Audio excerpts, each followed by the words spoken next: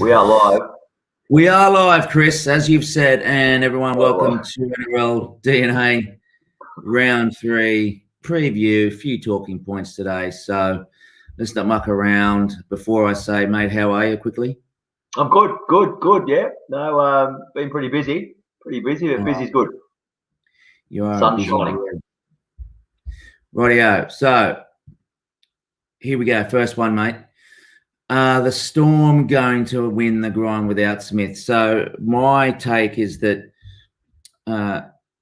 usual games in the grind, he wins them, and his best quality is, he would say, is between his ears, right? So what do you think of Craig Bellamy's comments in a presser saying that, continually referencing them missing Smith? I think that was a bit of a little dig, not so much a dig, but just messaging to his own team. Yeah. Probably his way of, well, not so subtly saying that with Cam here, we probably could have won that match against the Eels. It's probably his way of saying to the boys, look, you've got to lift your game. You playmakers, you game closers, Jerome, Munster. You've got to step up now and own that space. Cameron's not here anymore, and he's a pretty smart man, Bellamy. So I reckon he's used that as a forum just to send a not so quiet message to the new batch, the new big three or the new big four, to say it's your time now. Life is now beyond Cameron. So I think it was probably well orchestrated from Bellyache, personally. Yeah, I think so too. And you mentioned a couple of players there that you think that can take the mantle of really calming down the game, looking at times where they can really win that grind. I don't see it in Munster. What is your thoughts on Munster being a game manager? No, probably not so much Munster. He's a game breaker. He's a game star. And you know what, Pete, too? The new game, it doesn't really lend itself to that, like a Cameron Smith. He'd dictate the tempo. He'd be able to slow the game down to suit. He knew when his team needed a breather. He knew when to up the tempo. The new game, there's not so much of that. There's very few stoppages in play. There's next to no scrums.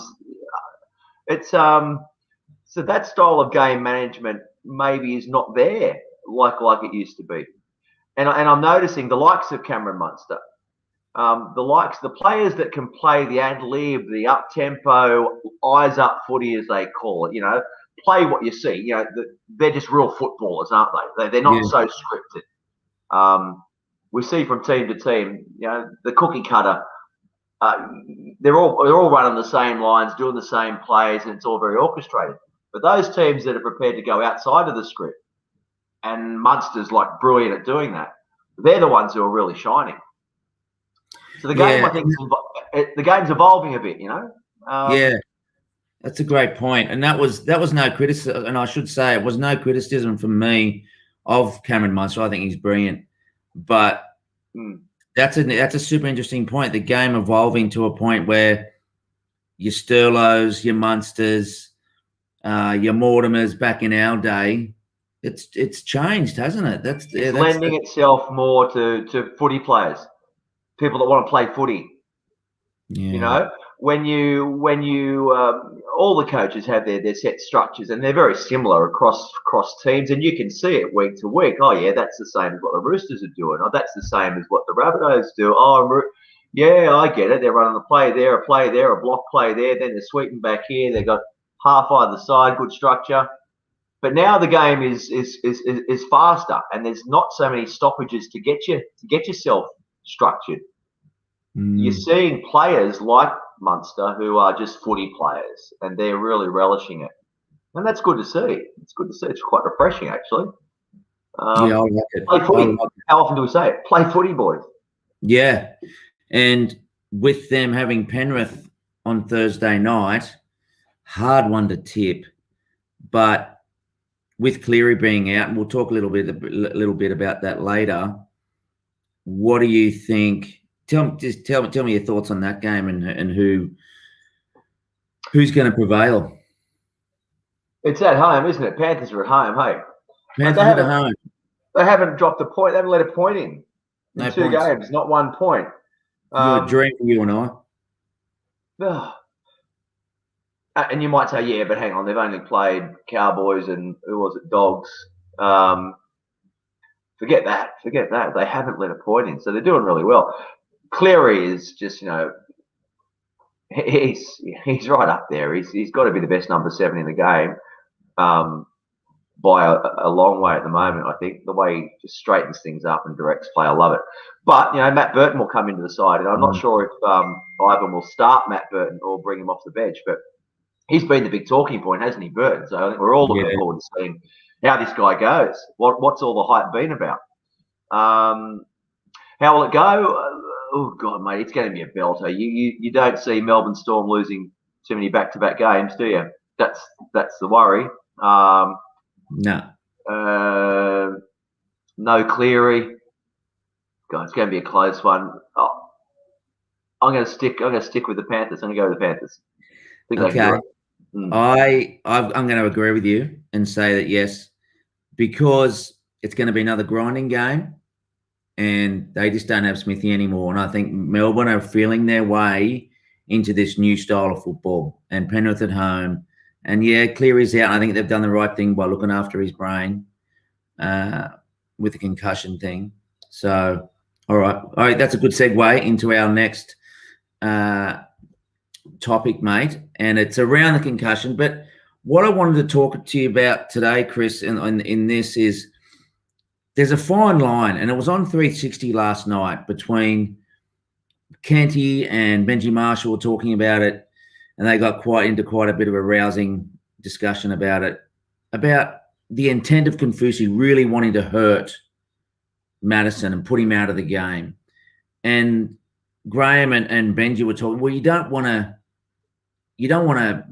maim them or put their lives at risk, but you want to hurt them in a way so that obviously they don't want to run the ball up again. So tell me your thoughts, Chris, on that, the line between wanting to hurt someone maliciously and the good old ball and all bell ringer. Yeah, it's a tough one, isn't it? It's a tough one. And I understand what the boys were saying, and that's the way it is. It's the way it was, You're running at me. I want to take you out. I want to hit you as hard as I can. Yeah. I want you to get up really slowly. I want you to feel some pain. Yeah. That's the game. That's the game. But you got to do it within the rules. Yeah. And also, I guess, within the spirit of the game as well. If Konfusi can hurt Madison with a dead set bell ringer within the rules of the game, good luck to it. If Madison got knocked out because of a bell ringer, that's not a problem. That's part of the game. 100%. It's when that malicious intent comes in. And we can't say if it was intentional. Only Felice knows that. It looked intentional to me, and I worry for Ryan Madison because he's got a real quite a long history with concussions. And I was reading an article the other day. He was sleeping for 16 hours a day. Not so long ago. I think last year or the year before. Yeah. But it didn't look good. My problem with all that, right? My problem with that. Why wasn't he put in the bin? Why wasn't he put in the bin? And yet there's inconsistency across games when Dallin Watene-Zelezniak was put in the bin for his shot on Nathan Cleary. Yeah. Why wasn't Felice Konfusi sent to the bin? Okay, referee Ashley Klein mightn't have seen it, right? He mightn't have been there on the spot. But what about the bunker? Exactly. They would have seen, they would have had time to look at 10 replays of that. Yeah. And on radio, my show on, when was it, Monday night, I took a bit of a pot at Henry Perenara because he was the man in the bunker for that game. Good fella, so is Ashley. But come on, you've had plenty of time. If they've got time to review the tries, surely they've got time to review those sort of incidents. And I'm gonna chat to Greg McCallum tonight on SEN Higher Ground. So right. Yeah, that I think that not sending him off is sending the wrong message. Kenty again talked about the 80s, and we saw that old footage, Western Suburbs and Souths and Manly and all that sort of stuff. And they brought in that World War II pilot who was a legal guy, and they, giving out suspensions for 18 months and 2 years and stuff, the Les Boyd stuff. But what the guys on the panel were saying was that the players don't really know now what their parameters are. So I think that's going to be the next rule change that PVL and Abdo is going to bring in to really make that line very clear. You do this, you're out. And if they don't... They know. Well, I'm sure they know. I think they know. You can't attack the head. Pretty simple. Yeah. Can't attack the head, right? The head is gold. You can't attack it. Head is sacred. Head is sacred. Yeah, head is sacred. And there's going to be impacts. People are going to get concussed because that's what the game is. It's a physical. It's the most brutal physical contact sport in the world, in my opinion. Yeah, on the planet. Well, next to UFC, but you want to call that a sport? That's a different sort of thing. Yeah. Well, I'm big on. I think the NRL should bring in an 18th man. And I've been saying this for a few years now. Not for all concussions. I haven't got a problem if Ryan Madison goes off concussed because he was hitting a good ball and all tackle by Felice Kafusi. Ryan Madison gets concussed. Parramatta are reduced to 16 men. Bad luck. That's the game. But I have got a problem when Parramatta are reduced to 16 men because of foul play because of Melbourne Storm and Felice Kafusi. Why should Parramatta pay a penalty for their indiscretion? Why should Parramatta be a man down for the rest of the game when Melbourne can play with 17 men?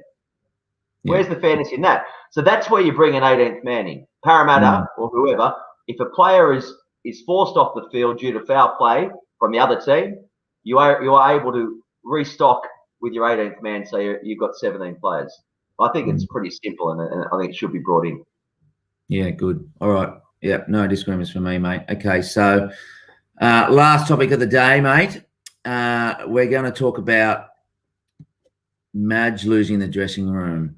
And the reason I say this is that, again, watching 360 last night, James Graham made some very interesting comments, and he said that they don't look like a Maguire coach team. He said that when he was in England and he went to Wigan, there was a marked improvement in their defence. And then when he went to South, a marked improvement in South's defence. Now he's come with the Tigers, it hasn't happened.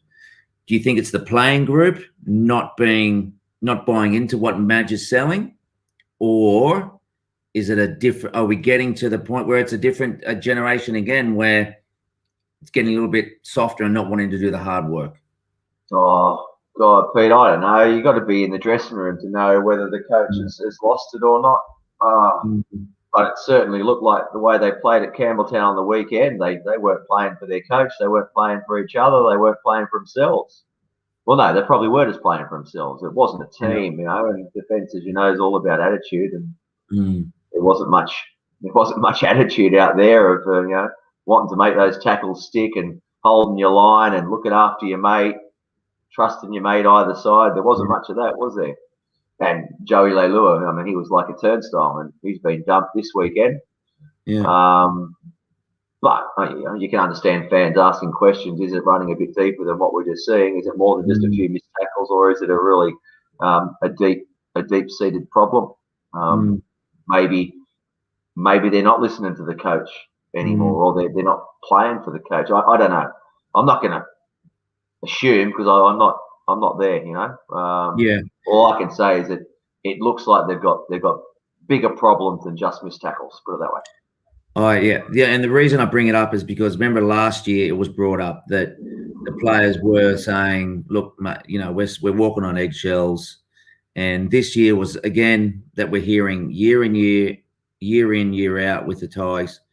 It's going to be different this year. And, again, we get to a point where there's no change.